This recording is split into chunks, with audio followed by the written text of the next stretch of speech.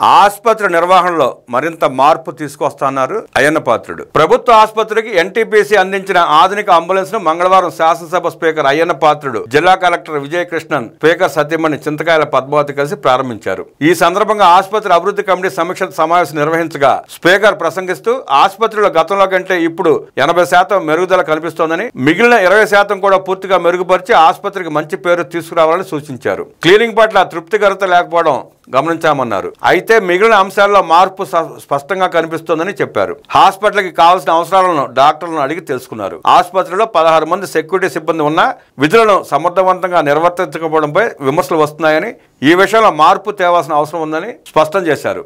వాహనాలు మిస్ కావడమే కొంతవరకు భద్రతా లోపాలకు కారణంగా పేర్కొన్నారు. ఇకపై నిర్వహించే రివ్యూ సమావేశంలో ఇలాంటి ఫిర్యాదులు రాకుండా చూడాలని సిబ్బందికి స్పష్టం చేశారు. వేడినీటి సౌకర్యం, సెంట్రల్ ఆక్సిజన్ వ్యవస్థ ఏర్పాటుకు తగిన చర్యలు తీసుకుంటున్నట్లు తెలిపారు. చికిత్సకు అవసరమైన అత్యాధునిక పరికరాలు కొనుగోలు చేయనున్నట్టు తెలిపారు.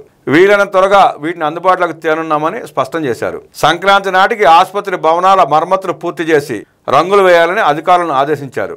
గతంలో మాదిరిగానే ఆసుపత్రికి రాష్ట్ర స్థాయి అవార్డులు రావాలంటే వైద్యులు, సిబ్బంది సమిష్టిగా కృషి చేయాల్సిన అవసరం ఉందన్నారు.